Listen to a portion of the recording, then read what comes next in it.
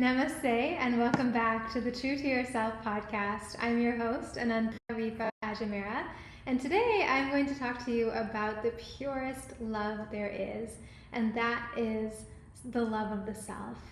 When we talk about self-love, it is such an important topic, and yet it's hard to know where to start. We think that love is something that we give to others and that we receive from others. This is really true. But actually, we often don't get to know that love is something that lives within us, that lives within our own heart chakra, and is always there for us to be able to access, to heal any part of ourselves that is in need of the love that comes from the self with a capital S. And this self that is within me is within you and is within all living beings, all plants, all animals, all of nature is vibrating with this frequency of the one self that is common to us all and that unites us all at a very, very deep level. And the interesting thing that we get to learn on the spiritual journey is that the way to know this true self with a capital S, this big self that is the common thread throughout the universe and throughout existence, is by actually getting to know our own self. In the ancient wisdom of Ayurveda, one of the core principles is that we are a microcosm and the universe is the macrocosm. Anything, therefore, that you want to understand about the world outside the macrocosm, you will best understand by examining your own self, the microcosm. And similarly, anything that you wish to understand about yourself, you can look to nature to help you to unlock within yourself. And that's why Ayurveda as a science is so helpful to us in understanding our connection with the world around us through the presence of these 5 great elements. We're connected to nature through our common space, air, fire, water, and earth elements. We all have all of these elements, but they're all in different degrees and different proportions, and they combine in different ways to form what are known in Ayurveda as doshas.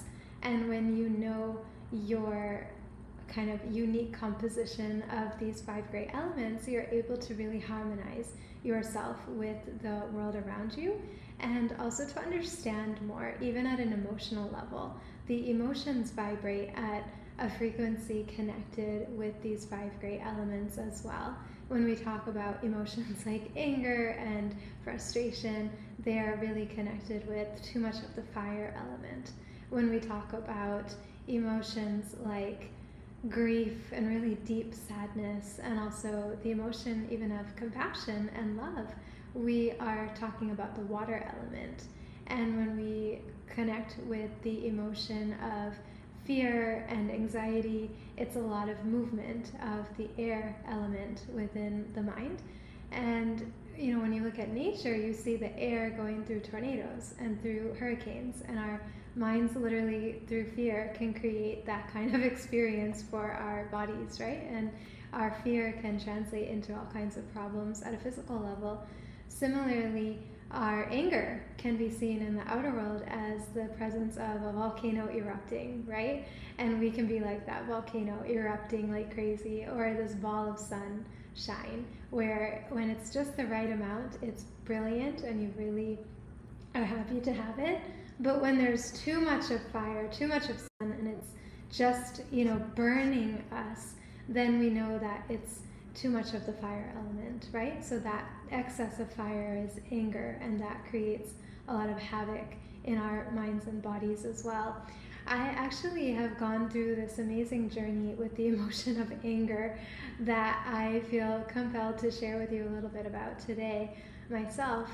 I had learned about ancient Vedic spirituality from a variety of teachers and lineages, and I feel very grateful for all the teachers I've had, genuinely. I feel that each and every teacher has really served me so well on my journey, and approaching each one with the intention to really separate what I was being taught from the messenger of the teachings was part of what allowed me to go through some really devastating heartache and betrayal with the teachers I studied with, I had really, idolized the teachers I had learned from, and I outsourced a lot of the love that lives in my own heart to such beings who I felt were bringing me closer to understand what is the nature of love, what is the nature of the self with a capital S in the universe that we are living in, and how do I connect with it.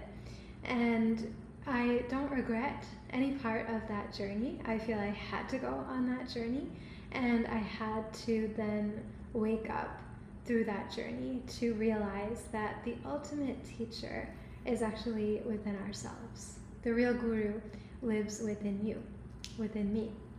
And I feel that it's the same with love, right? Like, we go through our whole lives outsourcing love. We feel we need to get it from outside, we need to give it outside, but we forget that there's a self-regenerating fuel of love that's already there for us, right within the convenience of our own heart chakra.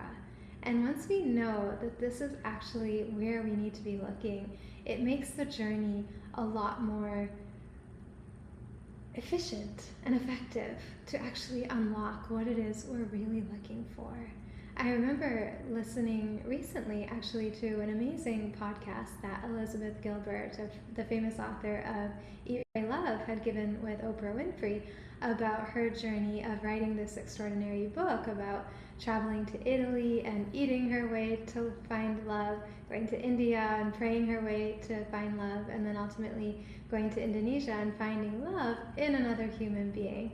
And then about how the aftermath, after becoming very famous and receiving love, right, and admiration from all sorts of humans from all over the world, and lots of money and accolades, and a film even made about her with Julia Roberts, and just the whole 9 yards that, any author probably would dream about, she ended up, after that journey, quite devastated on the inside.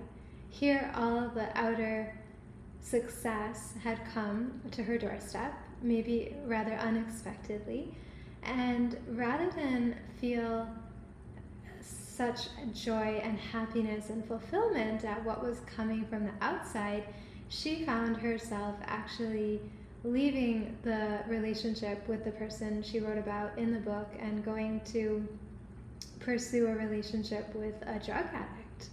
And about how, it was such a journey for her even to then go and get some heroin or whatever, drug this person was addicted to for that person, and being told that the person giving it to her was such a big fan of Eat, Pray, Love, and not having a script for what to say when that happens and you're going to get drugs for your partner, because she was so addicted to love. She had a love addiction, which is also known as codependency.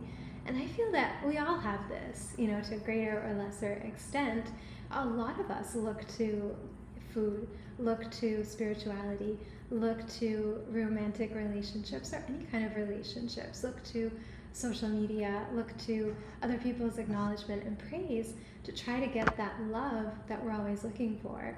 But what's so important, I feel, on this journey is to be anchored in the knowledge of where love really lives. And I feel that having an opportunity in life to develop a relationship with your own higher self is the greatest opportunity that we can have as human beings to really start to connect with the true source of love, to stop going to other people like, we're hungry and they have the food that we need, and realize, the food that we want is actually right here. It's within ourselves. And we don't have to even order it. We don't have to wait for it. We just have to close our eyes and connect with ourselves and look within for it. And yet it's the hardest journey, right? It's the most convenient one because our heart is right within us. And yet we might travel miles and miles to study with different teachers. And certainly I've done that myself. So I speak about this from very painful and profound personal experience. But I feel that what, changed everything for me was really being so diligent about separating the teachers from the teachings and really embodying the teachings. I was a very, very disciplined student. Every single thing I learned, I really practiced it.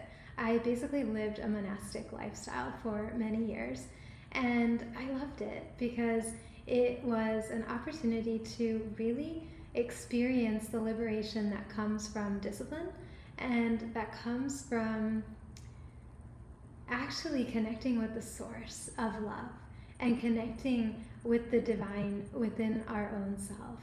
And through, spending time really studying the spiritual texts, really listening to the teachings, deeply transcribing them, internalizing them, writing about them, reflecting on them, and also sharing them eventually with people over time, it was such a transformational experience for me that I loved. I loved doing all the practices, waking up really early in the morning, chanting lots of mantras on a japa mala, which is like a garland of rosary beads. I would do this water cleansing ritual. I actually still do a lot of these things.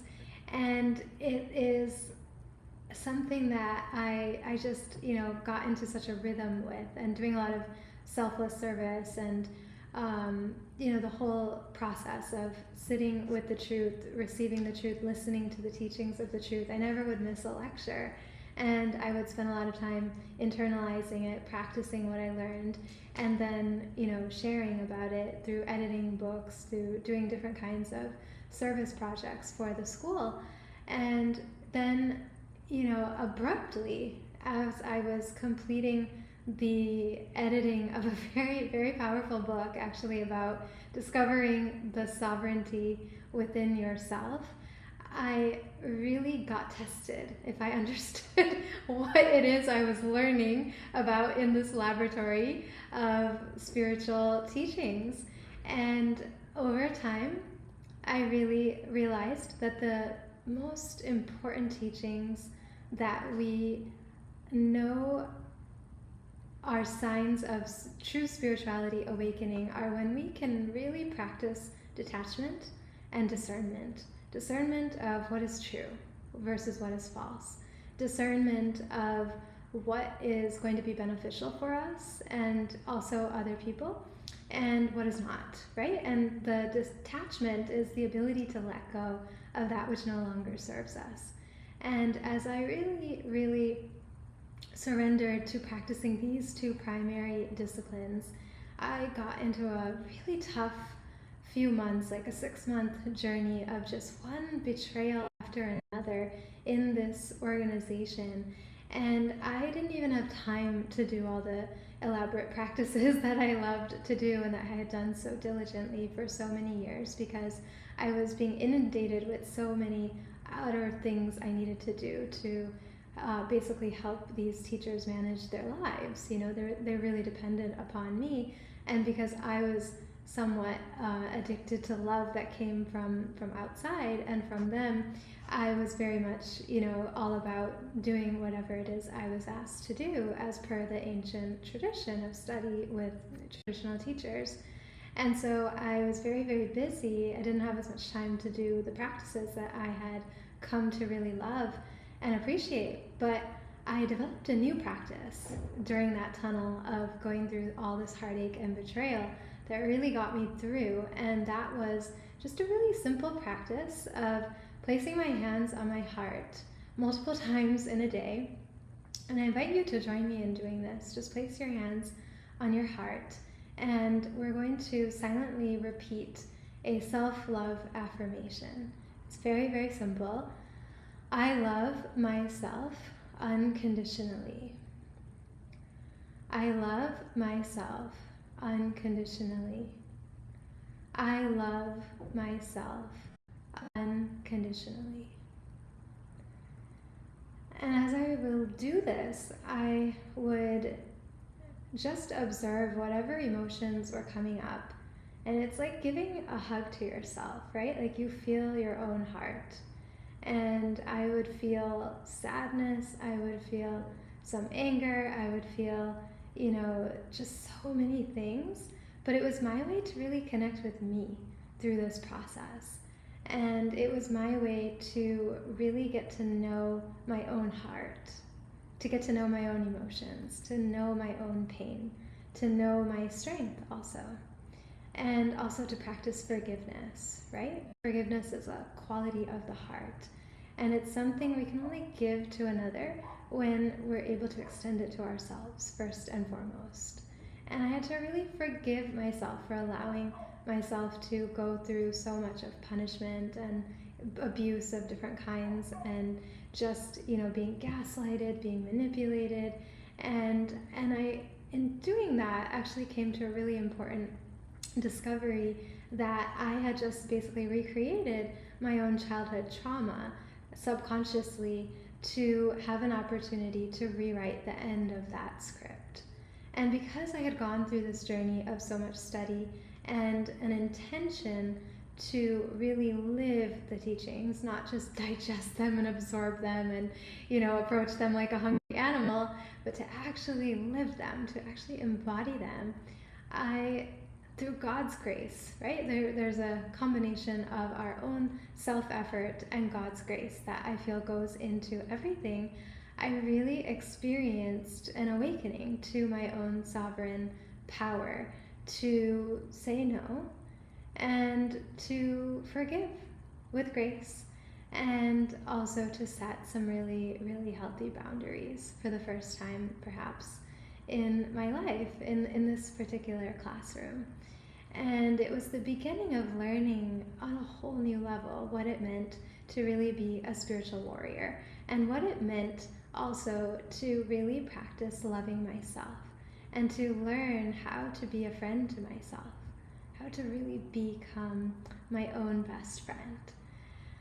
And that journey was hard, that journey involved a lot of tears, a lot of internal searching, soul searching, really, really, being with myself. I moved across the country, I started new work, and I started to then share what I had learned. And it was such an amazing experience, because then I recognized, oh, maybe I'm doing some of the same pattern of people pleasing and, somewhere valuing the opinions and the contributions of other people who I'm serving more than being connected to myself. And so even after creating so much outside, I decided to go within and to really connect ever more with my own self, and to sort of redo some of the practices that I had learned. I wrote this book, The Way of the Goddess, which is a journey through the 9 chakras, and it's a journey that I developed based on what I had learned from my years of spiritual studies, and it became my own roadmap for my own self. I feel that this has been and continues to be my own map for learning how to love myself and how to really become my own best friend. And I knew that even as I'm writing this for other people, technically, this is first and foremost my own personal transformation project. No matter what happens as a result of it, I am very committed to living this knowledge and to embodying this path, this way of the goddess. And boy, did I go through trials and tribulations as I set that intention. These teachers even had tried to stop the publication of my book, and I didn't let any of this affect me. It didn't affect me the way that it did before, simply because I had set that intention, and I kept going back to it, that this is not about proving myself, this is not about having a next Eat, Pray, Love big, success in the world. The success of this book is actually my living it, my being the book. I really feel that as authors, as teachers, as therapists and coaches, as parents, as leaders, as anyone who has the ability to influence and impact other people, whatever it is we are telling others and sharing with others and teaching and preaching is somewhere our own higher self actually giving us what it is we need for our own evolution and our own growth. And when we have the humility to really recognize that, to really embrace that, and to also carve out some time and space to digest what the heck that means and what it is I'm saying to others that I actually need to do more of myself, and I need to, constantly look at within myself, it ignites such an amazing journey of learning, of growth, of discovery, and of really, really true, profound healing. Part of the role of healers is to heal thyself, right? It's not about just simply helping others.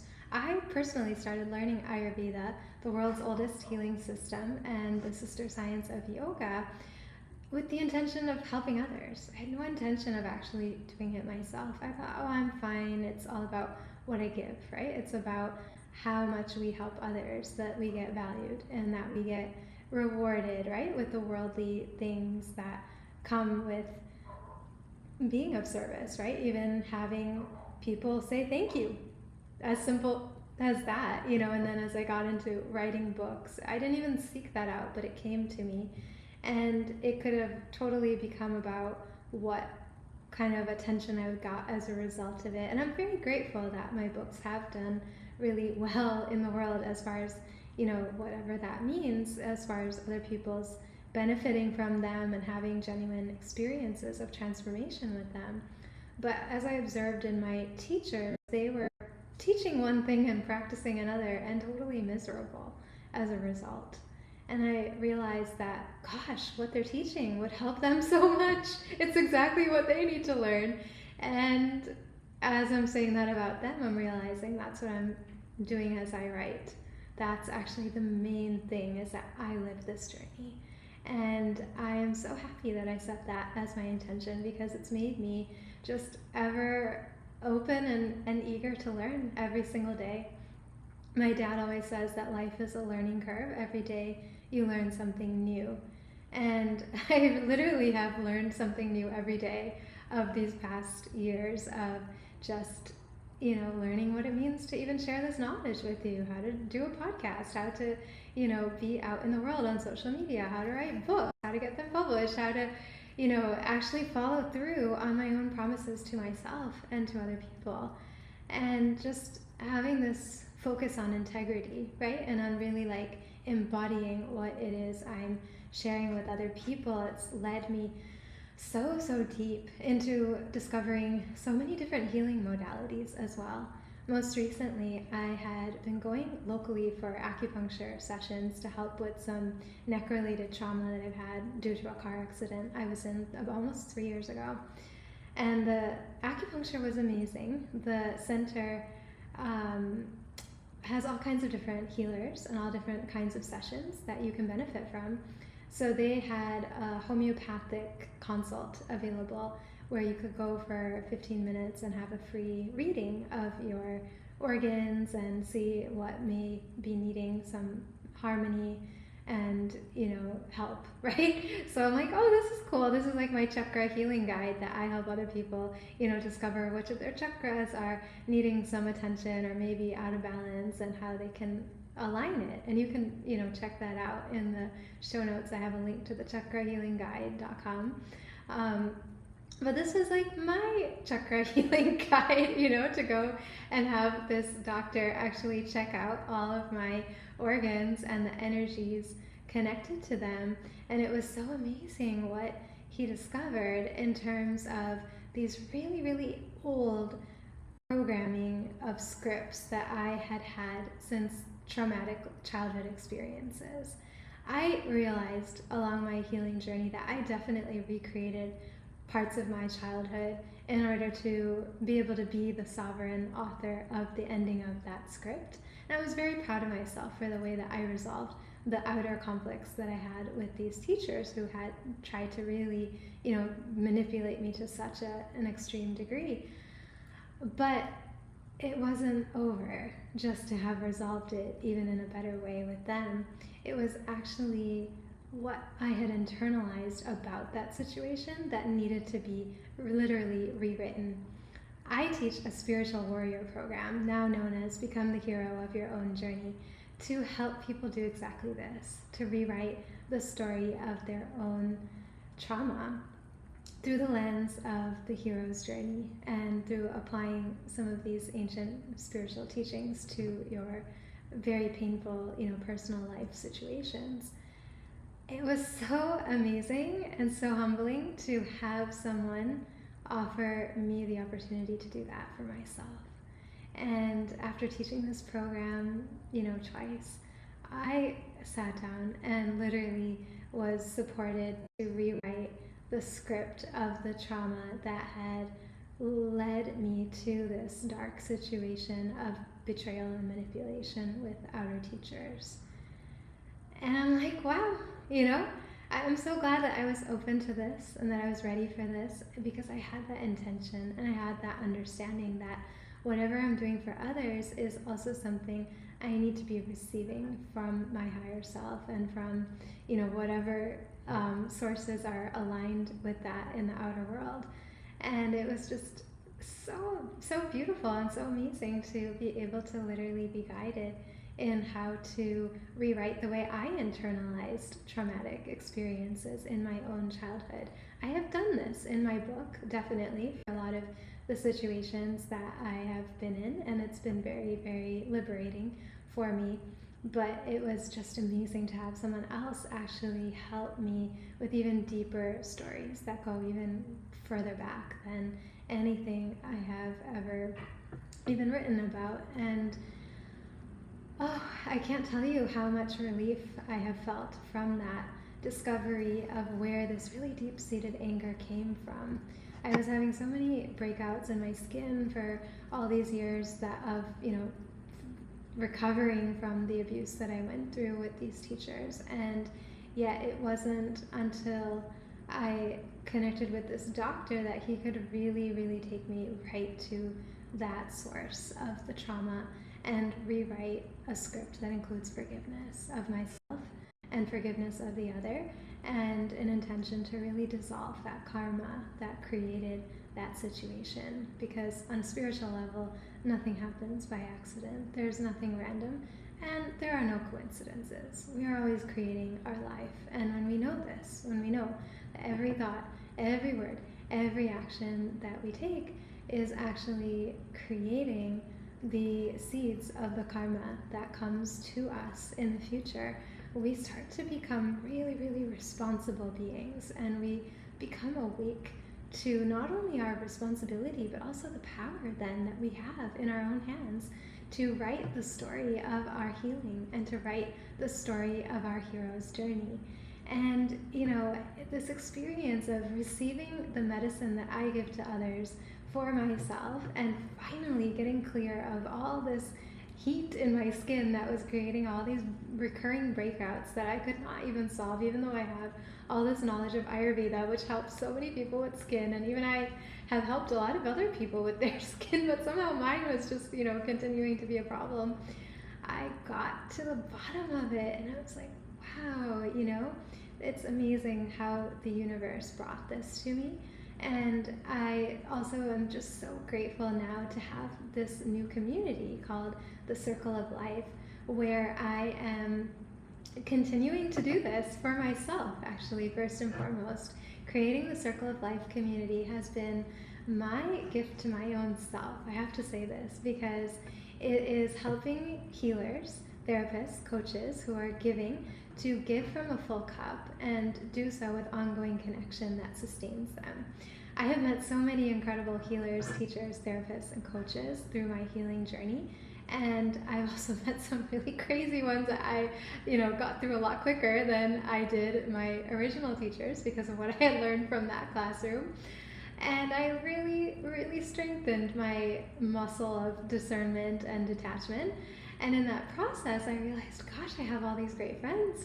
I have all these great people of all ages, of all walks of life, of all backgrounds, and all different modalities of work. But what is the common thread between us all is this really, really deep-seated calling to be of service and to transform whatever pain and trauma we've gone through, to be of service and to really, really help others in some way. And at the same time, to continue to grow and evolve, so that when even our work reaches a bigger scale and more people, we won't get so disoriented by it, that we will need some kind of outer dependency to cope with it, right? Because that is actually the shadow side, even of fame, even of success. And I feel more than ever that it's the company that we keep, the satsanga, the connection with truth, that really sustains us on this journey and allows us to grow in deeper ways than we could do by ourselves. Because healing actually doesn't happen in isolation. It happens through connection, and it happens through safety and through trust. And as I've rebuilt my ability to trust myself and to trust, in who is trustworthy, right? Who is worthy of my trust, I have been so grateful to discover so many wonderful souls who have pure hearts and missions. And I felt that it's important to bring us all together, because we're so often giving the love to others, and yet here's a space to receive that. Here's a space to come and share your hero's journey, to share your story as your medicine, and to share, even about the pain that you've gone through with the lens of what it is you learned from it and how you grew as a result of it. Because we draw strength from stories, we draw strength from each other. And what we used to do in the Well, which is an amazing integrative wellness center coming soon here to Miami, Florida, which is nearby where I live, is something called grand rounds, where we would all, as practitioners of different modalities, look at patient case studies with the lens of our particular modalities and what we would say, from that perspective. But we never did this for ourselves.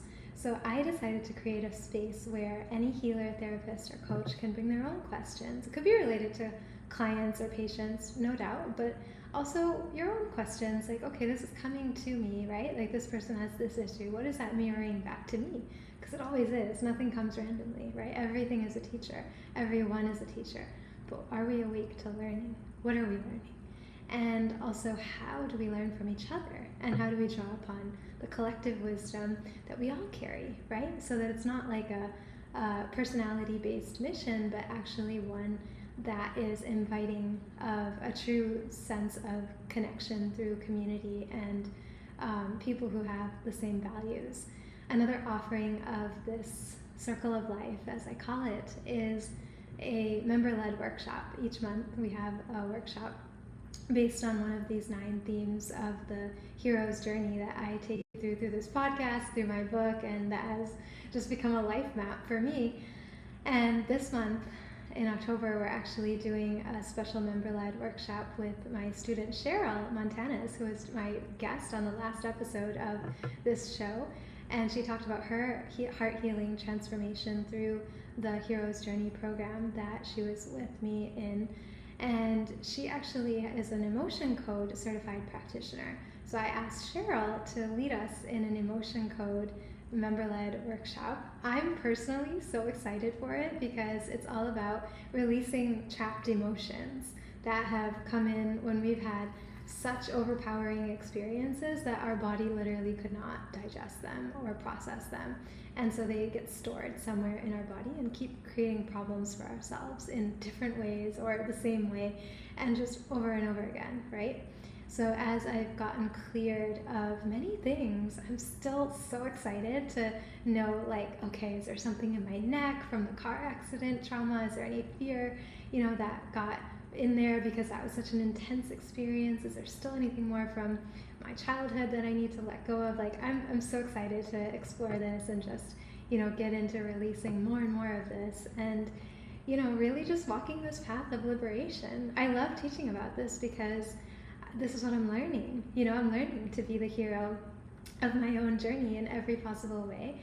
And it's been such an extraordinary journey. And I really my intention is also to extend this space that I've given myself, this permission that I've given myself to receive what it is I teach other people, with all the healers, therapists, and coaches who are drawn to this type of container and to this type of circle, for deepening into your own mission and your own healing in that process.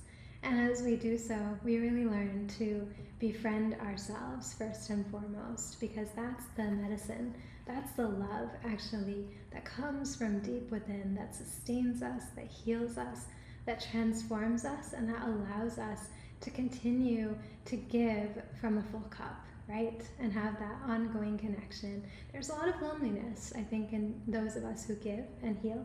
We can feel very isolated and misunderstood. I know I've even felt that way many times on my journey. And yet just knowing that there's other souls out there who are committed to this, right? Who are on it, who are with us in their own parallel universe, doing this in their own way, I think just gives a lot of strength and a lot of comfort and a lot of upliftment to the soul as we continue to evolve ourselves and really become the best version of ourselves, right? And that's what this journey is all about. And I love how, in the Bhagavad Gita, this great text of the yogic tradition, Lord Krishna has said to the warrior Arjuna on the battlefield, you must lift yourself by yourself. Do not lower yourself. Yourself alone is your friend. Yourself alone is your enemy. So whether you choose to be your friend, whether you choose to be your enemy, know this, that it is indeed a choice. And together, let us continue to practice this beautiful self-love affirmation that I love myself unconditionally. Let anything come and go. Let anyone come and go. But I love myself. I love the truth. I love liberation. And may that be our mantra. May that be our prayer of forgiveness of ourselves, of others, of anyone who's hurt us, of ourselves for hurting ourselves, of ourselves for internalizing some very self-defeating scripts and stories unconsciously due to not having processed the experiences of life. Let us just, allow it all, accept it all, release it all, forgive it all. And if this resonates with you, I really would love to invite you to join us. You can visit the show notes and learn more about the community at theancientway.co. It is co, I couldn't get the .com, so it's co/community. And you'll learn about the Circle of Life there. And you can book a free interview with me. The first year of membership is actually totally free. So I really believe that this container and this kind of support needs to be there for everyone who's on this journey of trying to help others and heal yourself, no matter what your situation, or if you've invested into your practice or your business and your funds are limited, it doesn't matter, because your presence is the medicine, and this will just be available for you. So whenever you feel ready, I welcome you to benefit from it. We have a regular newsletter and all these rich offerings that I just shared with you about, and we're growing. So, the more the merrier. Please feel free to join us. And also, I offer these transformational programs based on both of my books, which are continuing to transform me first and foremost. One is starting up very soon, actually next week, called Take Health into Your Own Hands. It's an 8-week journey to really learn Ayurveda's incredible healing wisdom, to live in harmony with nature, to really practice loving yourself in a very tangible, practical, day-to-day sort of way. I also teach a program of 10 weeks called Become the Hero of Your Own Journey. And that's the journey that I'm on, learning how to do that. And I've learned a lot along the way, and I continue to learn a lot from all the wonderful souls who come through that journey. And it's available to you. So just please feel free to check out the website, theancientway.co, not .com. And we will be so delighted to meet you and to welcome you into our ecosystem of offerings that are designed to really support you to know yourself, to love yourself, and to liberate yourself and be of the highest service you can be to this divine universe. And so with that, I thank you so, so much for joining me on this episode of the True to Yourself podcast, a place where we explore the power of authentic living. I am your host, Ananta Ripa Ajmera. Namaste.